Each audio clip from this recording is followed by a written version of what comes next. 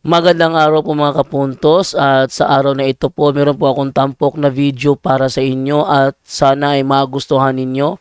Kaya sa mga bago pa po sa aming channel, please po don't forget to hit the subscribe button at ang notification bell para maging notified kayo sa bawat video na ilalabas ko sa channel na ito. At bilang kahilingan po ng punto por punto team at naway maintindihan po ninyo, sana po wag nyo pong i-skip yung mga ads sa aming mga video. Sa maliit na bagay na po na yan, malaking tulong po yan sa ating programa at sa ating ministry. Sana po maunawaan po ninyo. Maraming salamat po, kaya wag na po natin patagalin. Simulan na po natin.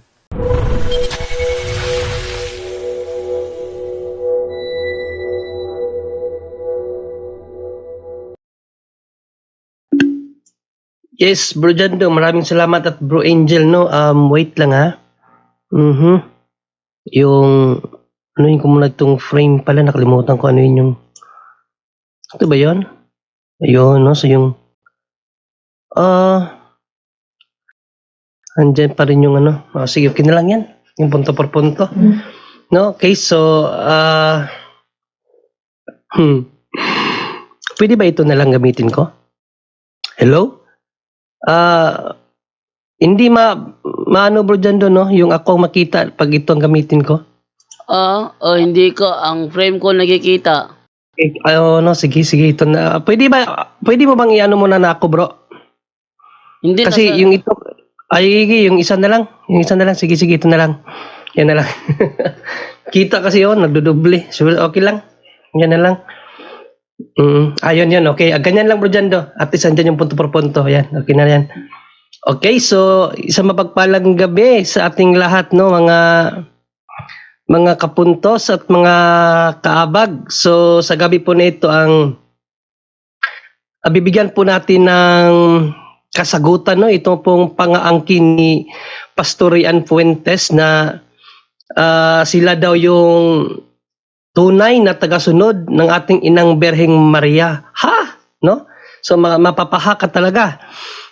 Nangyari po ito nung debate namin, no, nung Immaculate Conception. Actually, ang tagal ko na gustong sagutin to, pero dahil nga sa sobrang busy sa work, hindi ko magawa ng video. So, since wala akong prepare na topic ngayon na aral ng simbahan, so napagdesisyonan ko kasi sa totoo lang, kahapon ko lang nalaman na ako pala ngayon, si Bro Angel ang nagpaalala sa akin. Hindi ko alam na ako palang magta-topic ngayon. No? Salamat Bro Angel sa paalala, Bro Angel. No? So, nakalimutan ko, hindi ko nakita yung yung aming schedule ako pala. So ito po ang tatalakayin natin, no? So ano ba yung bagay na dapat nating sagutin kay Pastor Rian? Pakinggan muna natin mga kaabag ang kanya pong patotoo, no? Regarding po sa pag-uusapan nating sasagutin pala na pangaangkin ni Pastor Rian Fuentes. So ito po.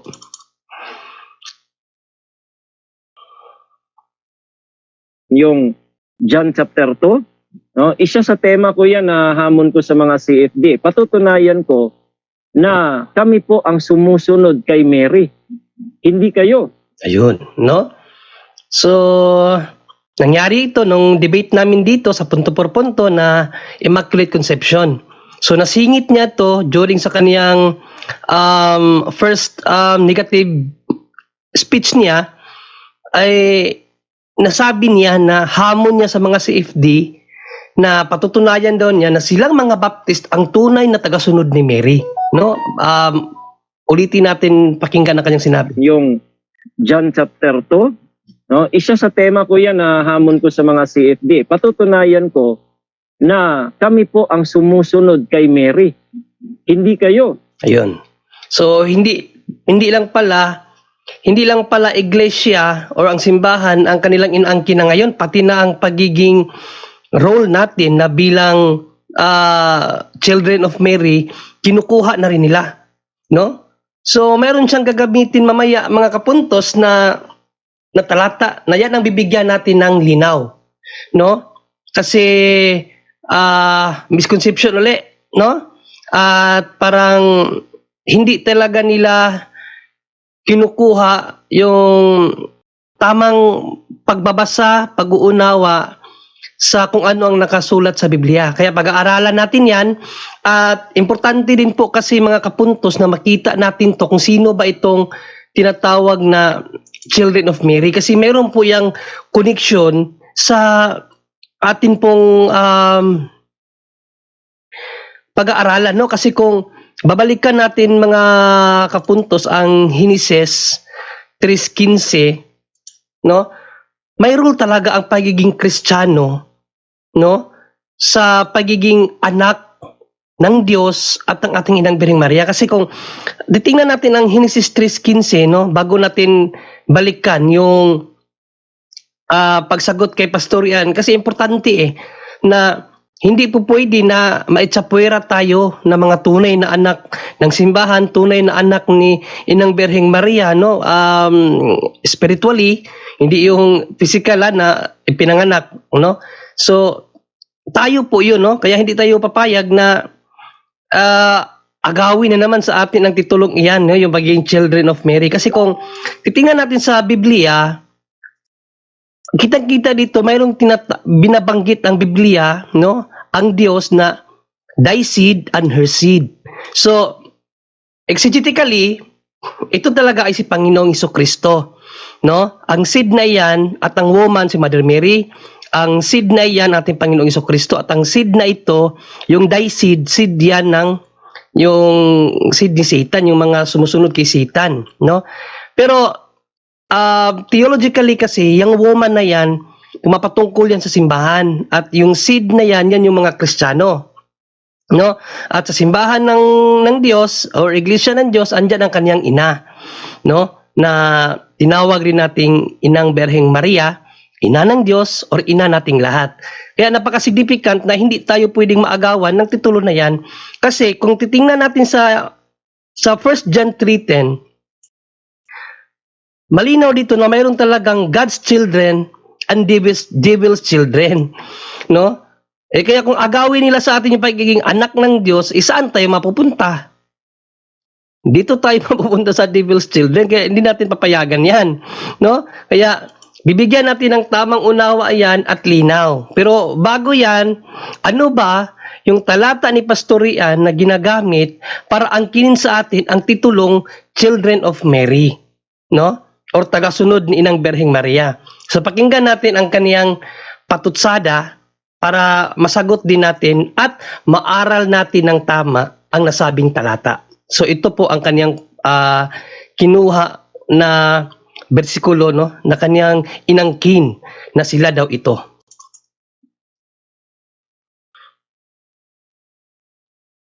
Kami po ang sumusunod. Alam po ninyo mga kaibigan, yung binasa niya kanina na John chapter 2, doon po maganda dahil kaisa-isang utos ni Mary po, ang sabi ni Mary doon, whatsoever he saith, do it. Ayun, no? So, sa hindi po nakakaalam, ang talatang binabanggit niya, John 2:5, no? Sa wedding at Cana. Okay? So, dalawang bagay ang sagutin natin dito, yung pang-aangkin niya na sila daw yun, at yung sinabi niya na ito ang kaisa-isang utos ni Inang Birheng Maria. So, dalawang bagay po ang ating sasagutin dyan, ha? Take note, ha? Sila ang tagasunod ni Maria ayon sa talata, at ito ang kaisa-isang utos ng Inang Birheng Maria na nabanggit sa Biblia. So, yan po ang dalawang sasagutin natin. Ulitin natin para malinaw. Kami po ang sumusunod. Alam po ninyo mga kaibigan, yung binasa niya kanina na John chapter 2, doon po maganda dahil kaisa-isang utos ni Mary po, ang sabi ni Mary doon, whatsoever he saith, do it. Okay?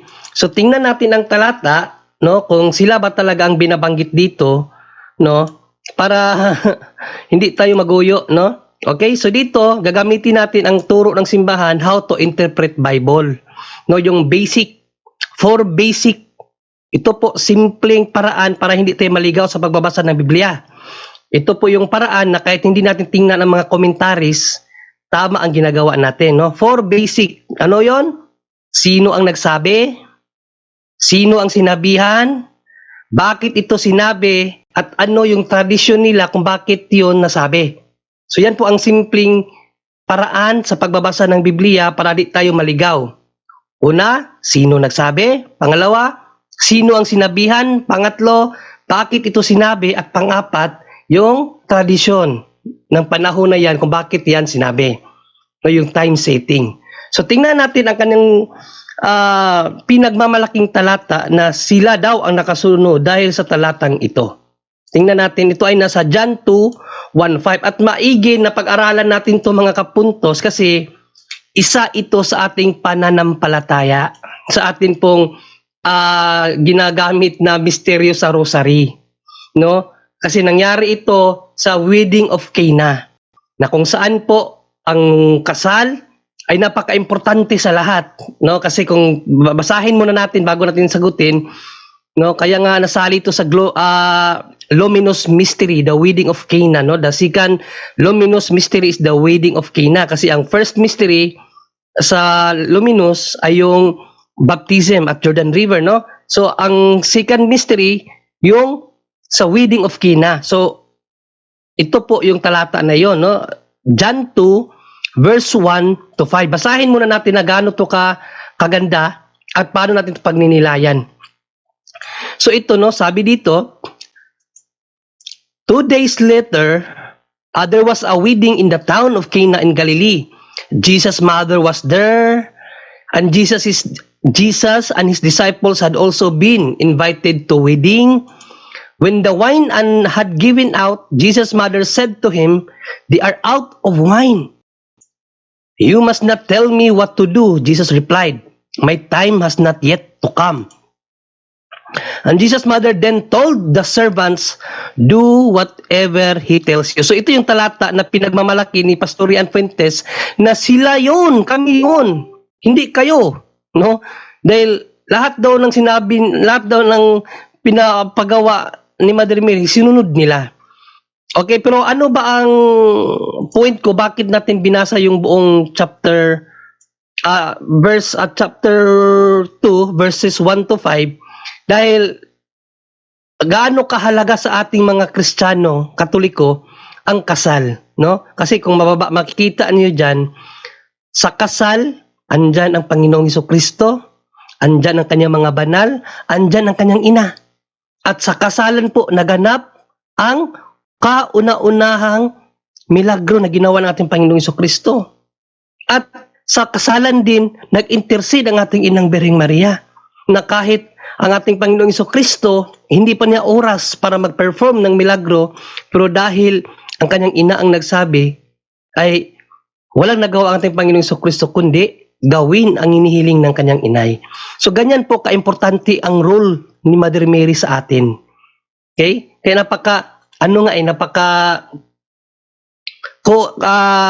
batawag dyan yung connection ba? May connection ang pag-aaralan natin ngayon sa atin pong pananampalataya, no? Kasi si Mother Mary hindi po siya ina lamang ng ating Panginoong Hesukristo. Ina rin siya ng sangkatauhan o ng sangkakristyanuhan, no? Kung babasahin natin ang John 19:26, sabi ng ating Panginoong Hesukristo, no, to 27, ito ang ating mababasa. When Jesus saw his mother, there are the disciple whom he loved standing nearby, he said to her, "Woman, he is your son." So ang panahon na ito yung malapit na siyang mamatay, no? Ano ang role ni Mother Mary sa atin? Sabi ng Panginoong Hesukristo, and to the disciple, "Here is your mother." Kita nyo? Ano ang gusto ng Panginoong Diyos sa atin? Kailangan mayroon tayong koneksyon sa ating ina. Sino yun? Yun ang kanyang nanay, si Inang Birheng Maria. Na ngayon, inaangkin na ng mga Baptist na sila daw ang nakasunod sa utos ni Inang Birheng Maria. Okay? So, balikan natin yung talata na inaangkin niya na sila daw ang nakasunod. Dito sa John 2 verse 5.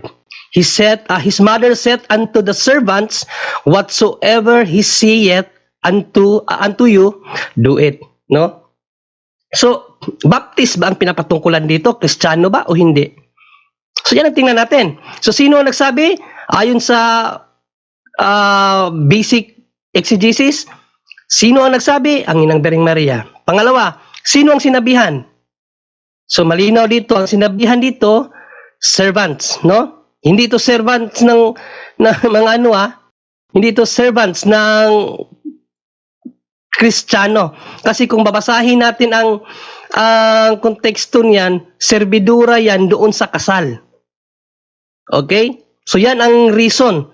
No, yung servants na sinasabi diyan, hindi yan yung mga Kristiyano. Ang servants diyan yung nasa mismong kasal. Okay? So ano ang reason? Bakit niya sinabi yan? Bakit sinabihan ng ating Inang Birheng Maria na whatsoever He saith unto you, do it? Ano ang reason? Dahil magpe-perform ang ating Panginoong Jesucristo ng milagro. Kasi nga, hiningi niya sa kanyang anak na kinakailangan magkaroon ng milagro ang ating Panginoong Jesucristo dahil sa isang reason, no? Ayon sa kultura ng mga Hudiyo, ang kasalan nila, isang linggo yan. Isang linggo. At kustombre nila na kapag naubusan ng alak, yung pong nagpapa-party, no? Tawagin nila nating party, o yung nagpapa-celebrate ng kasalan, kapag naubusan ng alak, ang nasabing pamilya, malaking kahihiyan yon sa part ng selebrante. Yun po ang kustombre nila. At nakita ng Inang Birheng Maria yan na mapapahiya yung nang-imbita sa kanila dahil naubusan na sila ng alak, kaya sinalba ng Inang Birheng Maria. Dito natin makikita gaano si Mother Mary kumausap sa Diyos at paano ang Diyos hindi makakahindi sa kanya. No? So lumapit siya sa kanyang anak, naubusan na sila ng alak. Ano ang sinabi ng ating Panginoong Jesucristo? Kung babalikan natin sa 4, ito pa, no? Sabi ng Panginoong Jesucristo, Jesus saith unto her, Woman, what have I to do with thee? Mine hour is not yet to come. No? Hindi pa niya panahon para mag-perform ng milagro. Ba't mo ba ako sasabihan? Sa Tagalog niyan, mga imbitado lang tayo dito. At hindi ko pa oras para magmilagro. Ba't mo ba ako sasabihan ng ganyan? Pero despite sa parang kinunta ng Panginoong Jesucristo ang kalooban ng ating Inang Birheng Maria, may nagawa ba ang ating Panginoong Jesucristo? Wala. At hindi rin nakipag-away pang Inang Birheng Maria, bagkus ang sinabi niya agad doon sa mga serbadura, whatsoever He saith unto you, do it. So yun ang reason bakit sinabi ng Inang Birheng Maria yan, kasi ang kanyang anak magpe-perform ng milagro. No? Kinakailangan malagyan ng tubig yung banga. Alangan naman ang Panginoong Jesucristo pa ang kukuha ng tubig sa banga. Siya na nga magbimilagro, siya pa ang kukuha ng tubig. May mga servidura naman. Okay? So, kaya niya sinabihan na whatsoever He saith unto you, do it, kasi ang susunod na talata, inutusan ng Panginoong Jesucristo yung mga serbadura. No, ano bang sinabi ng Panginoong Jesucristo dito? And there were set there 6 water spots of stone after the manner of the purifying of the Jews, containing 2 or 3 firkins apiece. Jesus saith unto them, Fill the water pots with water, and they filled them up the brim. So yun ang point, na kung ano ang iutos ng Panginoong Jesucristo sa kanila, kailangan nilang sundin kasi magpe-perform siya ng milagro. No? So, again, sino ang nagsabi? Inang Birheng Maria. Sino ang sinabihan? Hindi mga Kristiyano. No? Hindi mga Kristiyano sinabihan, ha?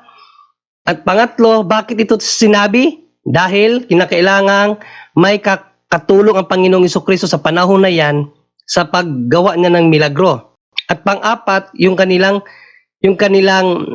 tradisyon, no? Pinaliwanag na natin bakit kailangan gawin ni Inang Birheng Maria na nag-intercede siya doon sa celebrante kahit hindi naman siya kinausap, no? Ganyan kasi si Inang Birheng Maria ay malumo siya, no? Alam niya kung anong kinakailangan ng mga tao, na kailangan niyang kausapin ng Diyos para hilingin na masalba sa sitwasyon ang kaniyang mga mahal.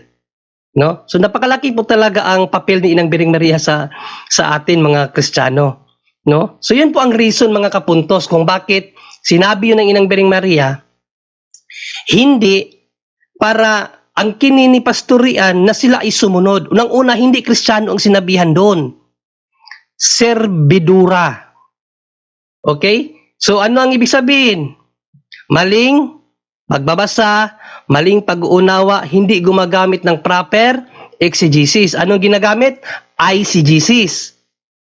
No? So again, sa pagbabasa ng Biblia, kinakailangan mayroong 4 na basic.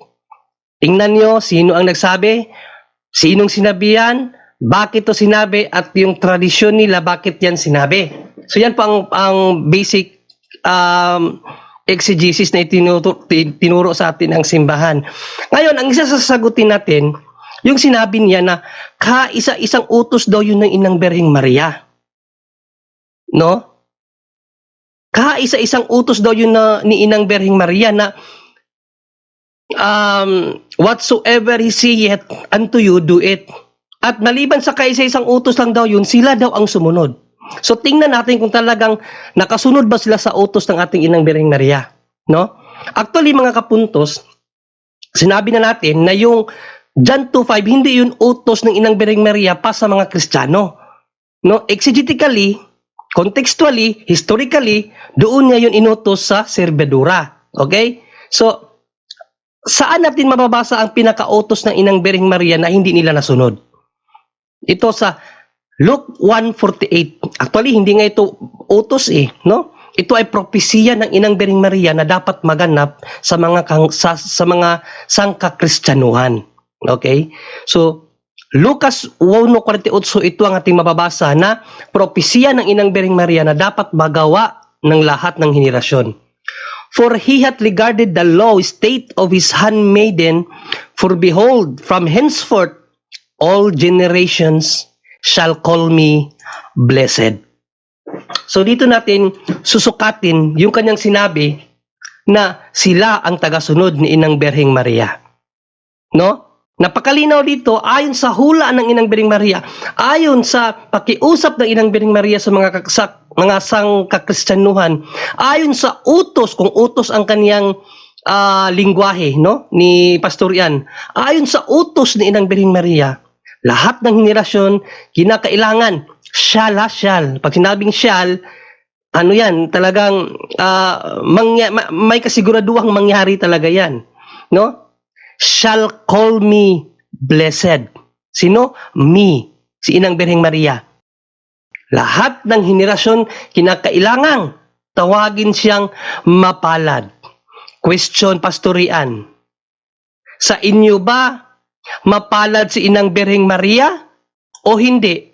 Well, siya ang ating pasagutin kung ano ang tingin nila sa kanilang sarili. Mapalad ba si Inang Birheng Maria sa kanila o mas mapalad pa sila kay Inang Birheng Maria? Pastor Ian, pasok.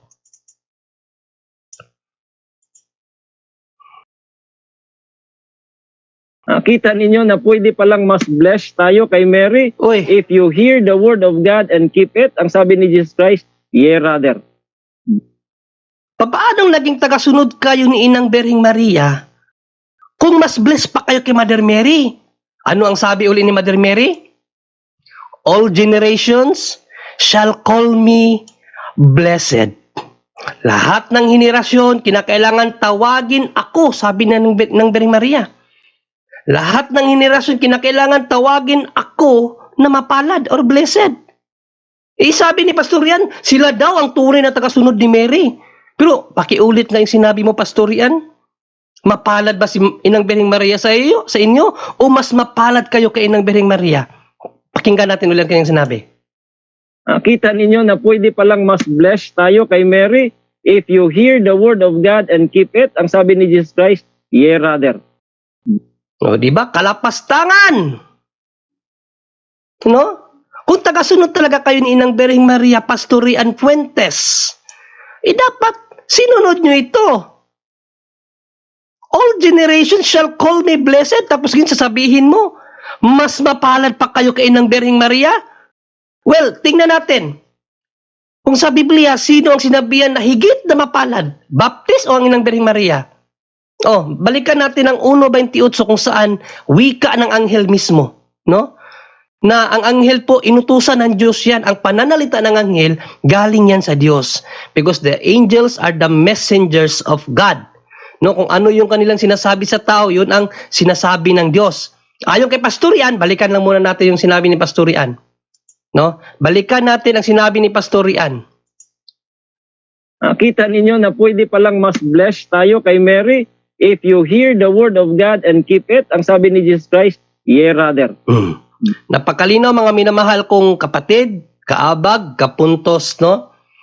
Mas blessed pa sila kay Mother Mary. Pero tingnan natin ang wika ng anghel, ang inutusan ng Diyos, kung sino ang higit na mapalad sa lahat, Baptist o ang inang Berhing Maria. Ito po ang wika ng anghel. And the angel came in unto her and said, Hail, thou art highly favored. Babasahin natin sa salin natin, no? Kasi mas maganda kasi yung salin natin kasi Hail Mary talaga. Salin kasi nila, hindi, bugos eh. Sa salin natin, Douay Rhymes version. And the angel, being come in, said unto her, Hail, full of grace. No? Full of grace ang ating inang Berhing Maria. The Lord is with thee. Blessed art thou among women. O, balikan natin sa sali nila. No? Sa sali nila, balikan natin sa sali nila. And the angel came in unto her and said, Hail, thou art highly favored. Sa atin, full of grace. Sa kanila, highly favored. The Lord is with thee. Blessed art thou among women. Sino daw ang higit na mapalad sa lahat? Ayon sa wika ng anghel na nagpakilala kay Inang Berhing Maria? Ang higit na mapalad sa lahat ng ating Inang Berhing Maria. Blessed art thou among women. No? Ang ating Inang Berhing Maria ang mapalad sa lahat.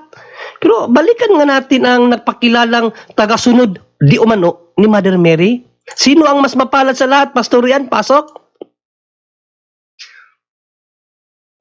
Kita ninyo na pwede palang mas blessed tayo kay Mary if you hear the word of God and keep it. Ang sabi ni Jesus Christ, yea rather. Ayun, no? Pwede palang masigit tayo kay Mary pang sabi niya eh. No? Mas higit tayo kay Mary. No? Mas higit tayo kay Mary na blessed kisa sa kanya. Pero anong sabi ng anghel? Blessed art thou among women. Ang ating Inang Berhing Maria ang mapalad sa lahat. No? At napakalinaw ang sabi ng Inang Berhing Maria na inangkin niyang sila daw ang tagasunod. Sa 48, anong sabi ng Inang Berhing Maria? Henceforth, all generations shall call me blessed. Dapat sinabi mo yan, Pastor Rian Fuentes, na may paggalang sa ating Inang Berhing Maria. Kung Maria nga kayo, grabe, wagas. Di ba? Balikan natin yung kanyang unang sinabi. No? Balikan natin yung kanyang pinakaunang sinabi na Yung John chapter 2, no? Isa sa tema ko yan na hamon ko sa mga CFD. Patutunayan ko na kami po ang sumusunod kay Mary. ayun. Hindi kayo. Bakit niya nasabing sila ang tagasunod ni Mother Mary? Ito ang kanyang sumunod na sinabi. Kami po ang sumusunod. Alam niyo po ninyo mga kaibigan, yung binasa niya kanina na John chapter 2, doon po maganda dahil kaisa-isang utos ni Mary po ang sabi ni Mary doon. Whatsoever he saith, do it. Ayun, no? So, ang sinabihan niya doon, ang mga Hudiyo, no? Sabi niya, gamitin natin ang kanyang lingwahe na para sa kanya, inutosan doon mga Kristiyano. Anong sabi ng Inang Berhing Maria? Ano man ang sabihin ng kanyang anak, dapat sundin. Ano man ang sabihin ng kanyang anak, dapat sundin. Okay. Tingnan natin kung sumunod ba sila sa sinabi ng kanyang anak. Ano ang sinabi ng kanyang anak sa mga alagad? Tingnan natin yan. Ano ang sinabi ng kanyang anak sa kanyang mga alagad? Okay? Kung nasunod ba talaga nila to? Ito ang ating mababasa sa John 19:26-27 na binasa na natin kaganina. Okay? So ito ang mababasa natin, ang wika ng ating Panginoong Jesucristo. When Jesus saw his mother, ito ay nung nakabayubay na siya sa cross, when Jesus saw his mother there, and the disciple whom he loved standing nearby, he said to her, Woman. Itong woman na ito mga kapuntos, bigyan din natin yan ng linaw mamaya, no, as pag-aaral natin. Kasi ginagamit din ng mga sulpot na yan ng mga sulpot na bakit natin tinatawag na Mama Mary si Maria, kung ang Panginoong Jesucristo nga tinatawag lang siyang woman, babae sa ano natin, panahon natin. So aaralin din natin 'yan para hindi kayo maging ignorante sa paningin nila, no, para hindi nila kayo madaling maguyo sa mga ganitong diskusyon, no? So sabi ng Panginoong Jesucristo, when Jesus saw his mother there and the disciple whom he loved standing nearby, he said to her, "Woman," no? Hindi mother, hindi woman. "Here is your son." Then, ano ang sinabi natin Panginoong Jesucristo sa kanyang disciple? "Unto the disciple, here is your mother." Ano ang sabi ng Panginoong Jesucristo sa kanyang disciple? "Here is your mother." We are the disciples of Christ, mga kapuntos. Kaya nga, tinatawag natin siyang Inang Berheng Maria or Mother Mary dahil yun ang gusto ng Diyos na itawag natin sa Kanya. Unto the disciple, the God said, "Here is your mother." Question, Pastor Rian, tinatawag mo bang Mother Mary ang inaangkin mong iyong sinusunod? Pakinggan natin si Pastor Rian kung tinatawag ba niyang Mother Mary. Kita ninyo na pwede palang mas blessed tayo kay Mary. If you hear the word kay Mary, tayo kay Mary, mas blessed tayo kay Mary. If you hear the word of God and keep it, ang sabi ni Jesus Christ, "Yea, rather." Kita niyo mga kapuntos, no? Sila daw ang nakasunod kay Mary. Sila daw ang nakasunod kay Mary. Ang sabi ng Inang Berheng Maria, "Anuman ang iutos sa inyo ng anak ko, gawin ninyo."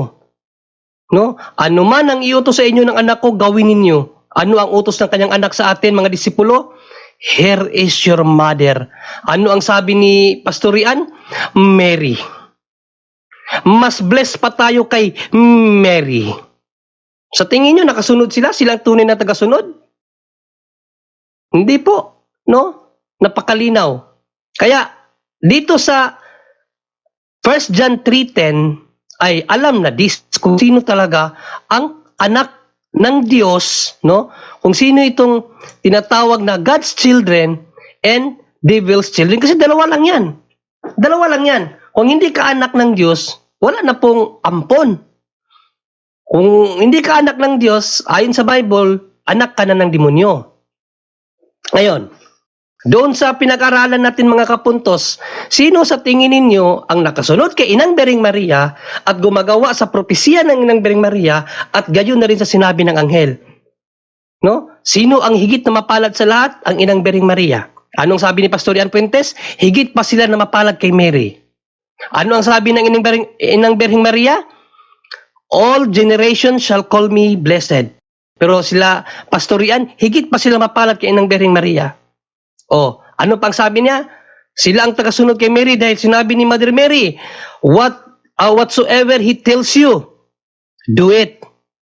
Pero ano ang sabi ng Panginoong Jesucristo na dapat sundin sana nila? Ito ang inyong ina, Mother Mary. Pero anong sabi ni Pastor Ian? Mary lang. Wala na yung mother. Okay, so sa tingin nyo, sino ang God's children? So, malinaw, tayong mga Katoliko, tayo ang nakasunod sa hula, tayo ang sumusunod sa sinabi ng anghel na si Angel Gabriel. At alam na natin, alam na kung sino ang devil's children. Hindi na lang natin i-clarify pa kung sino kasi masyado nang masakit, manghang masyado. No? At tingnan natin ngayon yung sinasabi ko kanina na itong woman, no? Itong woman, mga kapuntos, importante to kasi ginagamit din nila to para kayo alam niyo yung mga pinanghuhugutan ng kanilang atake, no? Itong woman, no? Bakit daw? Kasi kung babasahin kasi natin to sa Tagalog, no? Kung Tagalog natin to babasahin, pangit pakinggan, no? Babae. No? Babae, yan, no? Babae. So alam naman natin sa tradisyon natin, mga Pilipino, kung ang nanay mo tatawagin mong babae, kabastusan o hindi kabastusan? Bastos yun sa atin. Di ba? Sa tradisyon natin. Kaya nga, ano ang tradisyon nila kung bakit sinabi yan? Yan yung pang-apat na dapat nating alamin sa proper exegesis. No? Ano ang tradisyon nila kung bakit sinabi yan ng Panginoong Jesucristo? Kabastusan ba sa kanila ang tawaging babae ang nanay o hindi? O, kung sa atin natin ipapasok, kabastusan yan. Kasi sa atin, sabihan mo nanay mong babae, di ba, sampal ang abutin mo. Isa yan sa tamang pagbabasa ng Biblia, huwag mong ilagay sa panahon natin ang panahon nila. Kaya nga, kinakailangan nating makita kung bakit yan sinabi, ano ba ang tradisyon nila. Okay, so may hinanda ako dito.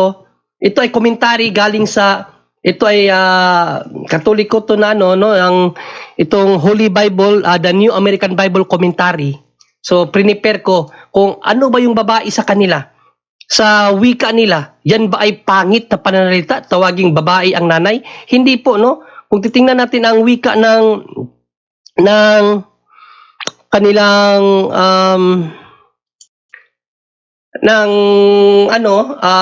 scholar, no, ito ang sinabi, woman, a normal polite form of address.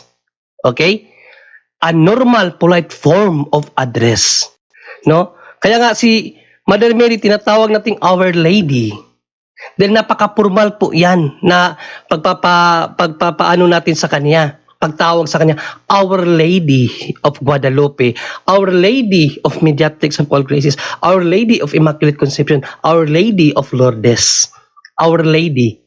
At biblical po ang pagiging Our Lady. Kung babasahin po natin sa International Standard Version, ito po ang ating mababasa.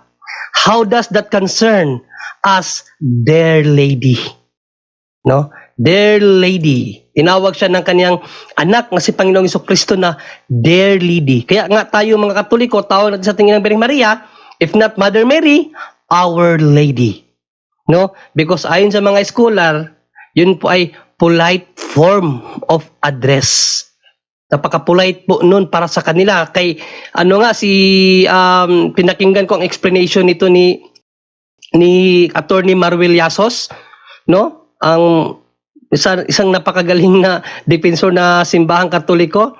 Yun palang woman is pinakamataas na degree na pagtawag sa isang nanay sa Hudiyo na tradisyon. Kaya yung pagsabing babae, hindi yun pag walang galang. No? Kasi sinasabi nila, ba't yung tinatawag na babae si Maria? Mama Mary si Maria. Mga protestante, ganun magsalita. Ang Panginoong Jesucristo nga, na babae. Di ba sabi ni Kristo, sundan niyo ako? O dapat babae ang tawag niyo kay Maria. Ganun sila magsalita Pero hindi nila nauunawaan. No? In historical context, bakit sinabi yun? Hindi nila alam na pinakataas pala yun na uri ng pagtawag mo sa iyong nanay. Woman, Our Lady. Yan po ang tamang exegesis mga kapuntos, no? Wag po tayong basta padala sa kanila mga atake. Ngayon, balik tayo, no? Ito na po yung pinakahuli. Balik tayo sa sinabi ni Pastor Rian kanina, no? Kayo na ang humusga kung nakasunod ba talaga ang mga protestante o ang mga Baptist, no, particularly, kasi inangkin nila na sila daw tagasunod. Ayon sa ating pinag-aralan, sila ba talaga nakasunod? Or sila ang number one lumapastangan? No, sa salita ng Diyos, sa propesya ng Inang Birheng Maria, na all generations shall call me blessed. Okay? So kayo na po mga kapuntos ang humusga, at naway natuto kayo ngayong gabi na ito, at may panlaban na kayo sa mga protestante na mag-aangkin na sila ang tunay na tagasunod ni Mary at hindi tayo mga Katoliko. Yun lang, maraming salamat and God bless us all. Back to you, Bro Jando.